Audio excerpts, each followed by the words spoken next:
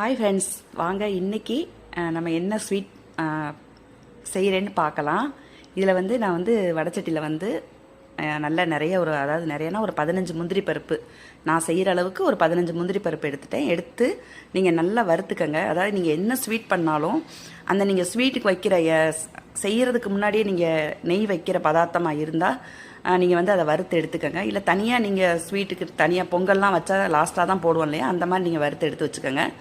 இப்போ என்ன பண்ண போகிறேன்னு உங்களுக்கே தெரியும். பிரெட் அல்வா தான் பண்ண போகிறேன். ஒரு சூப்பரான பிரெட் அல்வா, ஈஸியாக செய்கிற ஒரு இது தான். அன்றைக்கே நான் சொன்னேன் என்னெல்லாம் ஈஸியாக செய்ய முடியுமோ அதெல்லாம் நான் செஞ்சு உங்களுக்கு வீடியோவில் போடுறேன்னு சொல்லிட்டு. இது ரொம்ப ரொம்ப ஈஸியான ஒரு ஸ்வீட் ஃப்ரெண்ட்ஸ். அதனால் ரொம்ப நான் செய்யலை, கொஞ்சமாக தான் செய்கிறேன். ஏன்னா குழந்தைங்களுக்கு ஸ்வீட்டே பிடிக்காது. நானும் இப்போ முன்ன மாதிரிலாம் ஸ்வீட் சாப்பிட்றதே கிடையாது. நல்லா இந்த மாதிரி வறுத்து எடுத்துக்கணும். அதாவது நான் வறுத்து ஏன் எடுக்கிறேன்னா, நான் நெய்யில் வைக்கிறனால இந்த மாதிரி வறுத்து தான் எடுக்க முடியும்.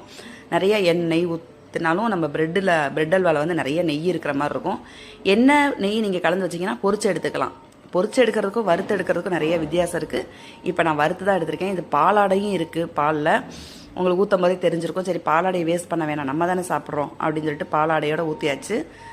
இதுக்கு வந்து நான் வந்து மஞ்சள் பொடி தான் போட போகிறேன் ஃப்ரெண்ட்ஸ். நீங்கள் ஃபுட் கலர் வேணும்னா எல்லோ கலர் ஃபுட் கலர் போட்டுக்கோங்க. என்கிட்ட இன்றைக்கி ஃபுட் கலர் வந்து ரெட் கலர் தான் இருக்குது. அதனால் நான் வந்து மஞ்சள் பொடி தான் போட போகிறேன். இதுக்கு தேவையான அளவு அதாவது 5 பிரெட்டுக்கு இந்த கப்பால் 1.5 கப்பு நான் ஜீனி போட்டிருக்கேன். அது அந்த பக்கம் கொதிக்கட்டும். இந்த பக்கம் நான் சோயா பீன்ஸு, உருளைக்கிழங்கு, தக்காளி, ஒரு தக்காளி, வெள்ளைப்பூடு 3 வெள்ளைப்பூடு, உப்பு, மஞ்சள் பொடி எல்லாம் போட்டு நான் வேக வச்சு எடுத்துக்கிறேன். தாளித்து மட்டும்தான் எடுக்க போகிறேன் ஃப்ரெண்ட்ஸ். ஏன்னா நான் மட்டும்தான் இன்றைக்கி பையன் மருமக பண்ணலாம் ஊருக்கு போயிருக்காங்க. எனக்கு வயிறும் கொஞ்சம் சரியில்லை, வெயில் காலங்கிறனால நம்ம தயிர் ஊற்றி சாப்பிட்டுக்கலான்ட்டு நான் டிமார்ட் போயிருந்தேன் ஃப்ரெண்ட்ஸ். முந்தானத்துக்கு நம்ம கடைக்கு போயிட்டு அங்கே டம்ளரை பார்த்தோன்னே எனக்கு ஆசை வந்துருச்சு.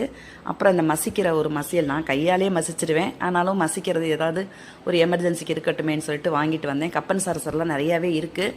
ஆனாலும் டம்ளர் ஒரே மாதிரி இருக்குது. நம்ம ஜூஸு, மோர்லாம் நம்ம ஒரு ஆளுக்கு இந்த இது ஒரு டம்ளர் கரெக்டாக வரும் இல்லையா, அதனால் அது வாங்கிட்டு வந்தேன். இப்போ ப்ரெட்டையும் போட்டாச்சு. ப்ரெட்டை போட்டு நல்லா அந்த மாதிரி மசிச்சு, அதை வெந்துருச்சு, நல்லா மசிச்சு விட்டுக்கோங்க. நான் வந்து இதுக்கு இடையிலே ஒரு ஸ்பூன் வந்து நெய் விட்டுட்டேன்.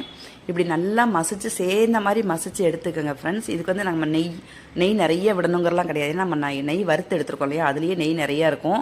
ஆனால் பிரெட் அல்வாவுக்கு நிறையா தேவைப்படாது. இங்கே பாருங்கள், இப்போ ஒரு சூப்பரான பிரெட் அல்வா ரெடி ஆகிடுச்சு. அப்படியே நம்ம எடுத்தோன்னா அல்வா மாதிரி வரும் ஃப்ரெண்ட்ஸ். அதனால் ஹாட் பேக்கில் தான் போட்டு வச்சுருக்கேன். இந்த மாதிரி நீங்களும் ட்ரை பண்ணி பாருங்கள், சூப்பராக இருக்கும். இதெல்லாம் ஜஸ்ட்டு நம்ம ஸ்வீட் சாப்பிடணும்னு நினைக்கும் போதே இந்த மாதிரிலாம் செஞ்சிடலாம். இந்த மைசூர் பாகு, லட்டு அந்த மாதிரினா உங்களுக்கு பாதுஷான்னா கொஞ்சம் லேட் ஆகும். இதுனா சீக்கிரமே செஞ்சிடலாம். இந்த மாதிரி நீங்கள் செஞ்சு பார்த்துட்டு எப்படி இருக்குன்னு சொல்லுங்கள். Thank you friends.